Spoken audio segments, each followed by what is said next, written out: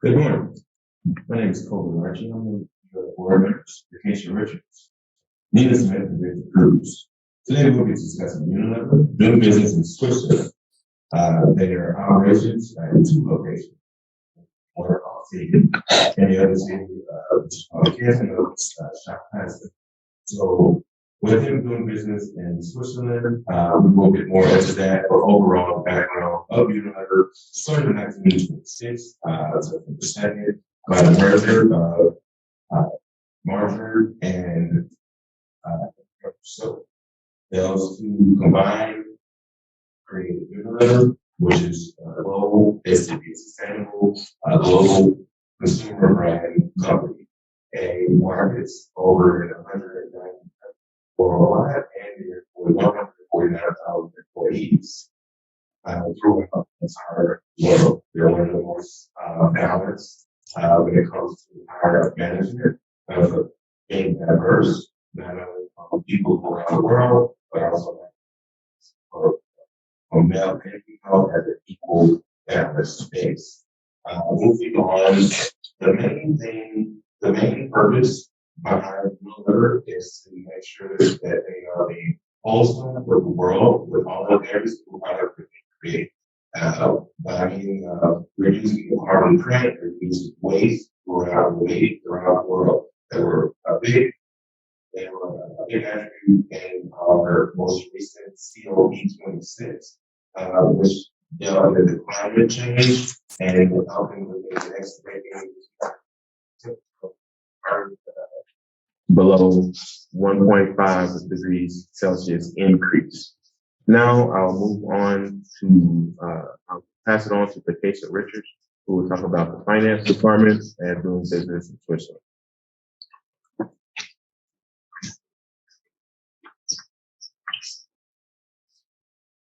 In terms of making a profit, Unilever Slides GmbH is located in Schaffhausen, as Archie stated. Unilever generates $624.83 million US, which converts to a little over 581 million Swiss franc across all of its locations. There are three significant subsidiaries that contribute 100% shareholding, which affect the turnover, profit, and net assets of the group as a whole. Unilever ASCC, which is the business and marketing support, Unilever Finance International, and Unilever Supply Chain Company, which will be abbreviated as USCC, which will also be mentioned later on in the presentation as well. Unilever's competitive advantage came from its global footprint and its history of enhancing value for the consumers around the world through beauty and personal care, foods and refreshments, and home care, which generate the most revenue for the company. And now I'm going to pass it along to Nina, who will go into deeper detail about the brands that Unilever produces.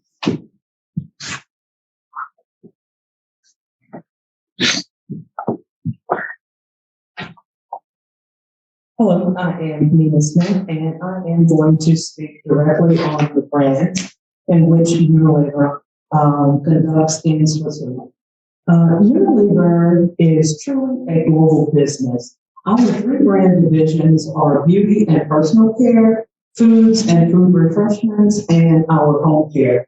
In these three divisions, our beauty and personal care it actually conducts about 52% of our operating profits. You may be familiar with some of the brands that we have in our beauty care department, which would be our deodorants, our hair care, our skin care, and some of those products are going to be Vaseline, the Tresemme, Lifebuoy, which really became much more valuable during the coronavirus time frame because people spend more time at home, Axe and Clear.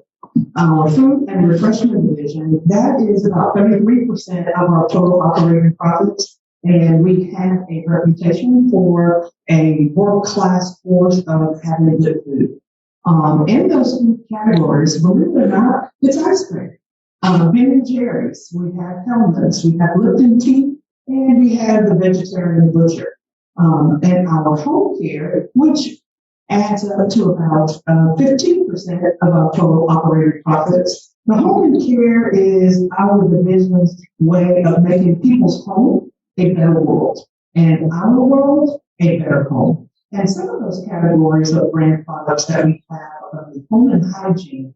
You may be familiar with the SIT, the Dirt is Good, Persil, and the seventh generation in Sunlight. We are the largest consumer goods company.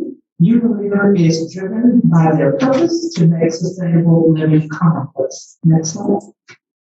And within that truly global business, 58% is a turnover in our emerging markets. We have over 190 countries that our brands are located in, about 25 million retail outlets, which is a part of our distribution chain.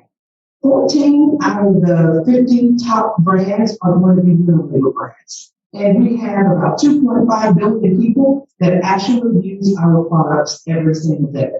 And as one of the world's largest consumer goods, we're driven by the purpose to make sustainable living a commonplace. Next slide. And some of the cities for our top 500 Fortune 500 companies, I wanted to be able to show you different brands that we have that are ranked pretty high in Fortune 500 and in cities within Switzerland. We have Bar, we have Basel, we have Bessie. Next one. We also have Zurich, we have Enzo, and the Alliance Boots in Europe's leading drug wholesaler, supplying over 170,000 pharmacies, hospitals, and clinics in 20 countries, including China. And at this time, I'm going to turn it over to Victor Cruz.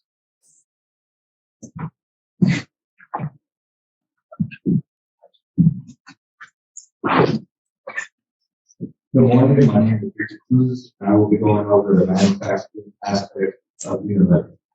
So the reason why Unilever is so productive and Switzerland is because they created the Unilever supply chain company for the U.S., which strengthened its overall competitiveness and growth in Switzerland.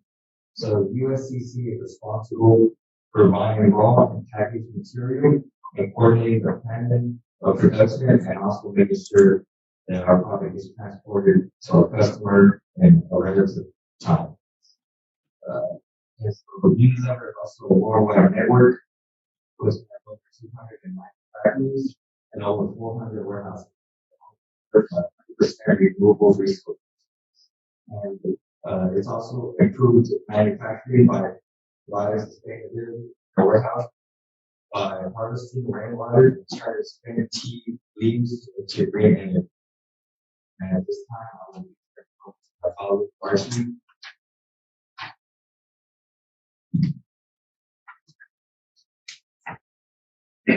Hello, everybody. This slide here is talking about the design of Unilever, which is located in the canton of Schaffhausen, in Switzerland. This is one of the headquarters that is considered the center hub of the UK market. Basically, it's right between the north and the south UK, so that they can ship out and distribute products. When it comes to distribution of the products, distribution in Switzerland, you have two locations. You have Tagen and you have the Schaffhausen markets. Those are the main two cities that Unilever does business out of. And when it comes to distributing the products, they utilize the retailers, which I'll talk more about in just a moment. Besides that, you have the wholesalers markets, you have the supermarkets, and you also have the hypermarkets and the local department stores. And we also have e-commerce stores, ways of distributing all 400 brands for our products throughout Switzerland. And our application on the top specifically about our stores where the business is.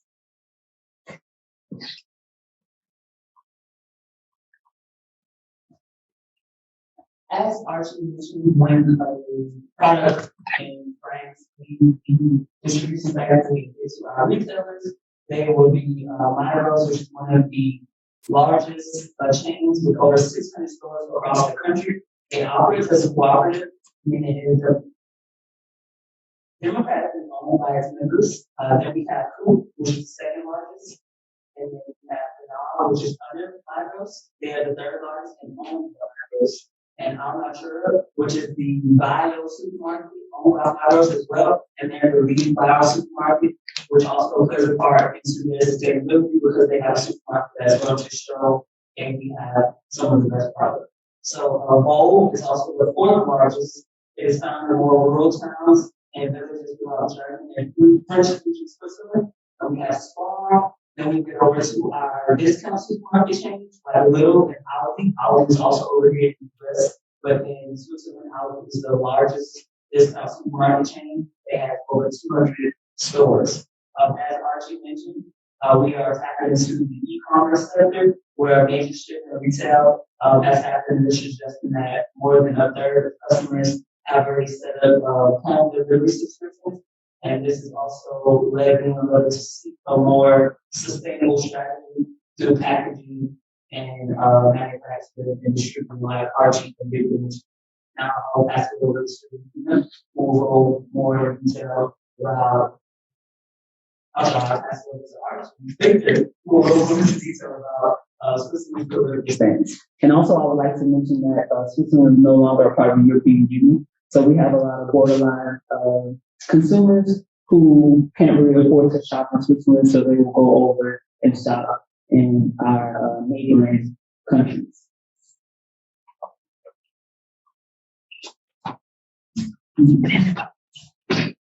I will be talking about the political stance in Switzerland.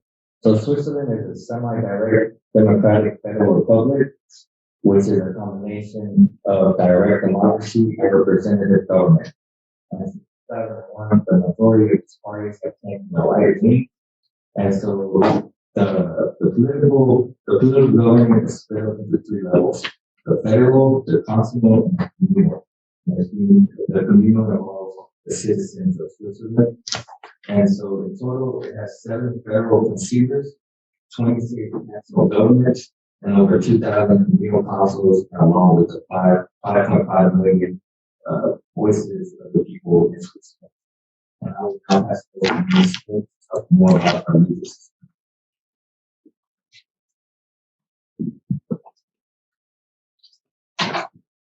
Our legal system is very unique, in which we are able to have a lot of international trades within the Swiss European government, and we are highly centrally with legal certainty, with living together and working as a functioning country in general. And what we try to do in Switzerland is just make it difficult to devise long-term plans for conducting business. Therefore, we're looking for more stable, certain legal system in which one can trust and be crucial in the consideration when you're choosing a certain jurisdiction in which you are going to be doing business in Switzerland, where it's difficult to be able to change laws.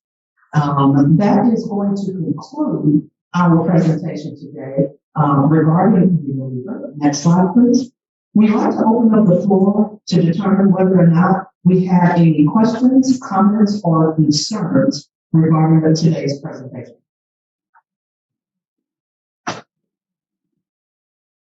Thank you so much, and we want you to have a positive and wonderful day.